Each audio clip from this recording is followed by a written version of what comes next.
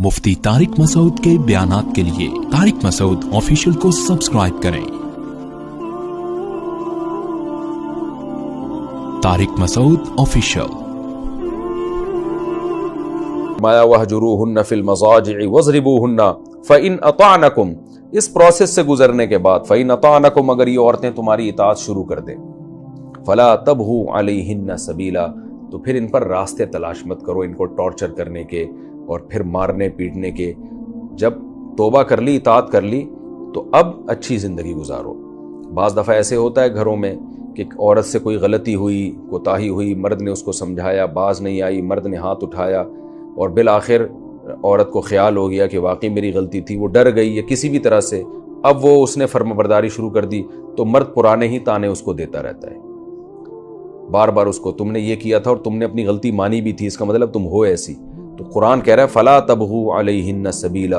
अब इन पर बहाने तलाश मत करो, रास्ते तलाश मत करो ज़हनी टॉर्चर करने के। जो माजी में हो चुका उसको भूल जाओ। क्यों? इन्नल्लाह काना अलिय्यन कबीरा, इसलिए कि अल्लाह ताला अली और कबीर है, बुलंद मर्तबे वाला है। क्या मतलब? तुम्हें अल्लाह ने अगर घर का सरबरा बनाया और तुम्हें ये परमिशन दे दी कि ठीक है बवक्त ज़रूरत तुम सख्ती कर सकते हो, तो अब उस सख्ती से अगर वो ठीक हो गई है, तो अब अगर तुम इसके ऊपर दोबारा सख्ती करोगे, जहनी लिहाज से टॉर्चर करोगे या जिस्मानी टॉर्चर करोगे, तो तुम अगर बड़े हो तो तुमसे भी बड़ा एक खुदा है, वो फिर तुम पर जो क़यामत के दिन सख्ती करेगा, तुम वो सख्ती बर्दाश्त नहीं कर सकते। तो अपने से बड़े का सोच के अपने मातहतों के साथ फिर अच्छा सलूक करो, उसकी गलतियों को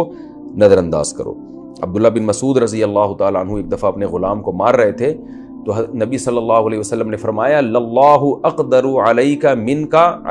अलैहि, कि जितनी इब्ने मसूद तुझे अपने गुलाम पर कुदरत है, अल्लाह को इससे भी ज्यादा कुदरत तुझ पर है।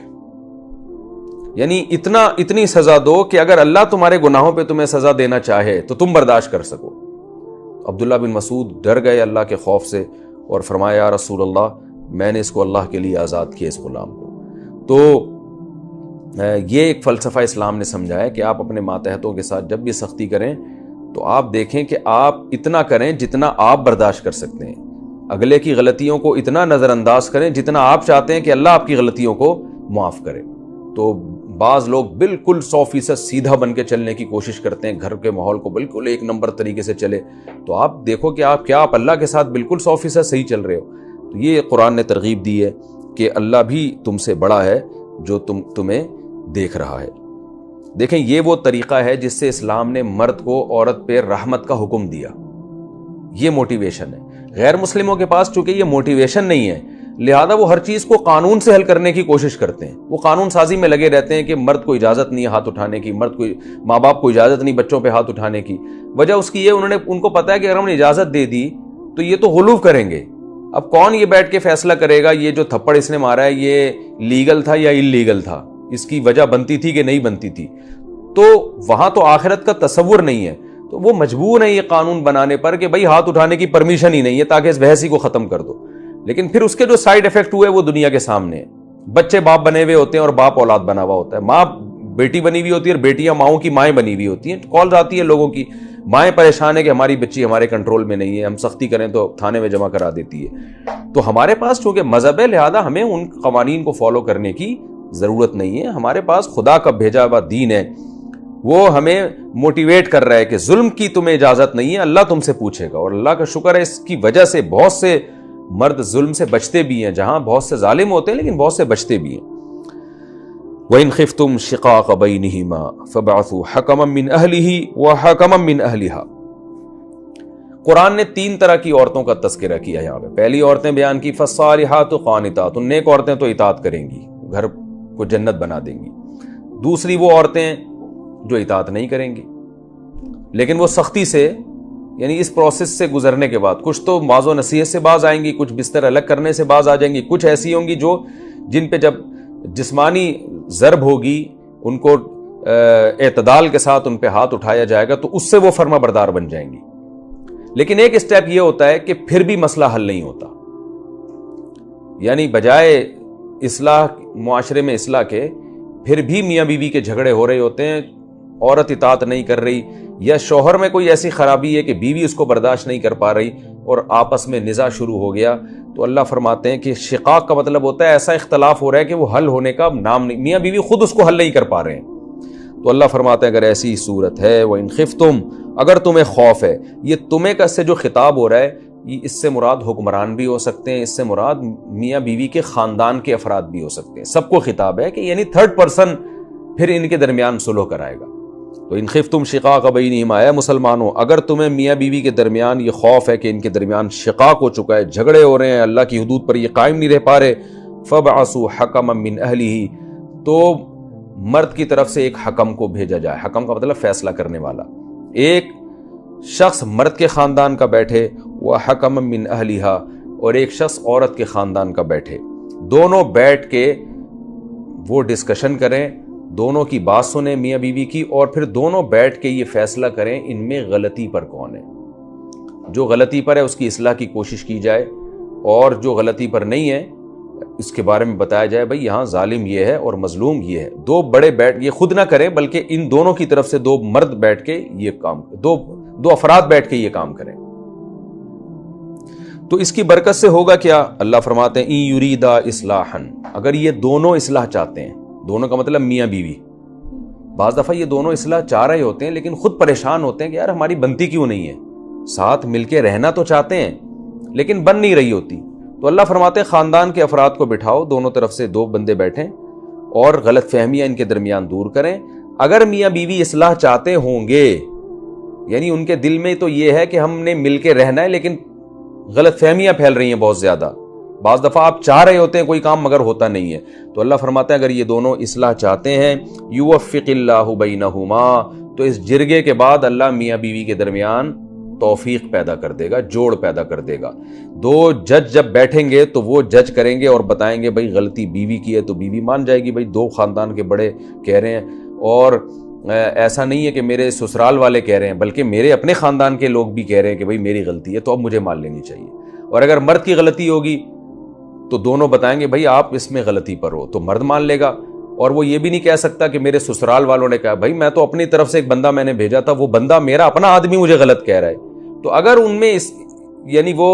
اصلاح کا جذبہ ہوگا نا، وہ چاہتے ہیں جوڑ، تو اس طرح سے اللہ ان کے درمیان توفیق پیدا کر دے گا۔ اس میں اللہ نے بتا دیا، گویا اشارہ دے دیا کہ اگر میاں بیوی میں ایک بھی ایسا ہے جو نہیں چاہتا، اگلے نے رہنا ہی نہیں ہے، یا دونوں ہی ایسے ہیں جو چاہتے نہیں ہیں، بس وہ ڈرامہ کر کے دنیا کو دکھا رہے ہیں، مقصد دونوں کے ایک دوسرے سے نفرت اور چاہتے ہی نہیں ہے رہے، پھر جوڑ نہیں ہو سکتا،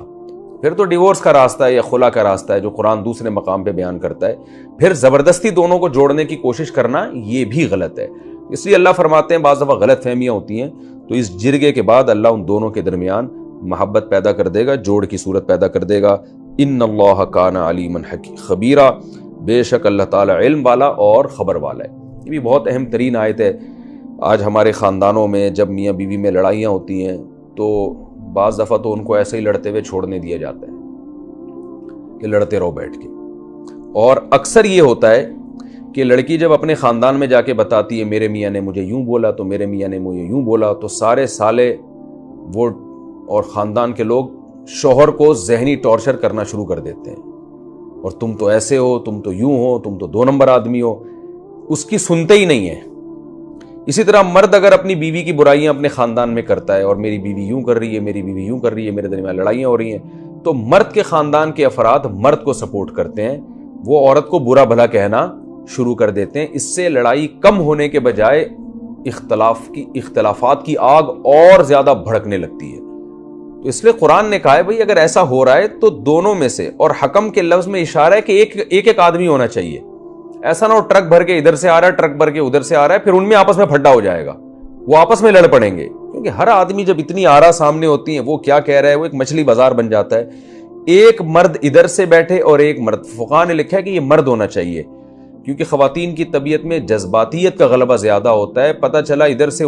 ان کی ساس آ گئی، ادھر سے ان کی ساس آ گئی، وہ ساس آپس میں لڑ پڑی، ان کے اپنے نئے دکھڑے اور بکھیڑے شروع ہو گئے، تو اس سے مسئلہ حل ہونے کے بجائے وہ ہے نا کہ پہلے 2 کی لڑائی تھی اب 4 کی لڑائی ہو جائے گی۔ تو اس لیے ایک مرد ادھر سے ہو، ایک مرد ادھر سے ہو، اور زیادہ افراد نہ ہو، یہ 2 بندے جب بیٹھیں گے تو ان میں یہ ایک تو مچھلی بازار نہیں بنے گا، اور یہ دونوں بیٹھ کے اصلاح کی کوشش کریں، اور دونوں میاں بیوی کی بات سن کے فیصلہ کریں یہاں غلطی کس کی ہے، تو اس کی غلطی کی اصلاح کی کوشش کی جائے. اور اگر غلطی کی اصلاح نہیں ہو پا رہی ہے تو پھر اگر عورت کی غلطی تھی، وہ غلطی سے رجوع کرنے کے لیے تیار نہیں ہے، تو پھر یہ بھی کہا جا سکتا ہے مرد کو، یہ دونوں جو حکم ہے نا، یہ کہیں گے بھائی تمہاری بیوی میں یہ غلطی ہے اور وہ غلطی مان نہیں رہی ہے، تو اب کمپرومائز کر لو، اب بار بار اسی غلطی پہ اس کو ٹارچر نہ کرو. پورا صحیح دنیا میں کوئی بھی نہیں ہوتا، اسی غلطی کے ساتھ گزارا کر سکتے ہو تو کرو. تو شوہر کہہ لے گا ٹھیک ہے بھائی، اب روز روز کے پھڈوں سے بہتر ہے کہ میں مان لیتا ہوں میری بیوی میں یہ خرابی ہے اور میں اسی خرابی کے ساتھ اس کو لے کے چلوں گا، کیونکہ قرآن کہہ رہا ہے کہ ہو سکتا ہے کسی چیز کو تم ناپسند کرو لیکن اس میں اللہ تمہارے لیے دوسری خیریں بہت رکھ دے. یہ بھی ممکن ہے جرگہ یہ فیصلہ کرے کہ شوہر غلطی پر ہے، تو شوہر کو آپ نے غلطی بتائی اور وہ نہیں مان رہا، یا وہ رجوع کرنے کے لیے یا اس غلطی کو چھوڑنے کے لیے تیار نہیں ہے، تو پھر بیوی کو یہ سمجھایا جا سکتا ہے بھائی تمہارے میاں میں یہ غلطی ہے تو اب تم کمپرومائز کرو، اب یہ غلطی ٹھیک نہیں ہوگی، بس اسی طرح چلانا ہے تو چلو، کیونکہ پھر دوبارہ لڑائیاں ہوں گی. قرآن یہ روز مرہ کی جو ہمارے گھروں میں لڑائیاں ہوتی ہیں نا، ایک جہنم کی آگ بنے ہوئے ہوتے ہیں، اس کو پسند نہیں کرتا. اس کے بارے میں قرآن نے صاف طور پہ پہلے کہہ دیا ہے، امساکم بمعروف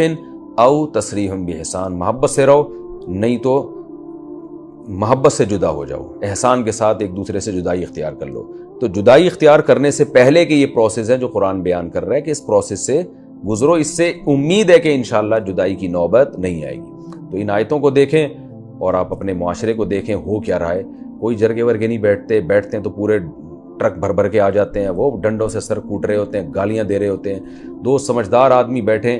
اور بیٹھ کے افہام و تفہیم کے ذریعے معاملے کو حل کرنے کی کوشش کریں. یہ ہمارے معاشرے میں نہیں ہوتا. تو ان آیتوں پر ہمیں عمل کرنے کی بہت شدید ضرورت ہے. فوراً یک طرفہ بیان سن کے ایک طرف ہو جانا بہت غلط بات ہے.